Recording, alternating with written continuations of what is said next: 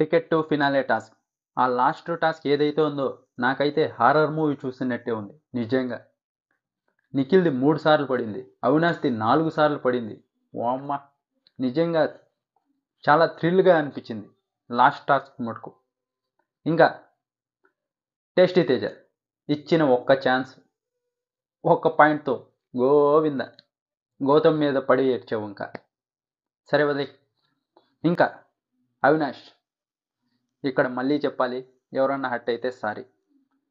Entertainment తప్ప టాస్కులు ఆడలేవు అని ఎవరైతే చెప్పారో వాళ్ళ మీదంతా ఆడి మెగా చీఫ్ అయ్యాడు, కంటెండర్ అయ్యారు. ఇప్పుడు టికెట్ టు ఫినాలే టాస్క్ గెలిచాడు. ఇది కదా సక్సెస్ అంటే.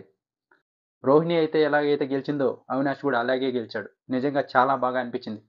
ఫస్ట్ టాస్క్ కూడా ఏం ఈజీ కాదు నిజంగా. ఆ హౌస్లో అన్నీ గుర్తుపెట్టుకోవాలంటే, వాళ్ళు ఇచ్చిండే ఇంత పాయింట్ని గుర్తుపెట్టుకోవాలంటే చాలా కష్టం. నిఖిల్ అలాగే అవినాష్ ఇద్దరు చాలా బాగా ఆడారు ఆ టాస్క్ మటుకు. ఇంకా సెకండ్ టాస్క్ అయితే వేరే లెవెల్ అసలు. అవినాష్ అయితే 100% ఎఫర్ట్ కాదు, అంతకు మించి పెట్టాడు. ఇంకా నిఖిల్ కూడా బాగానే ఆడాడు, కానీ అవినాష్ వేరే లెవెల్. నిజంగా చాలా బాగా అనిపించింది. Ticket to first final contestant, ticket to finale winner Avinash.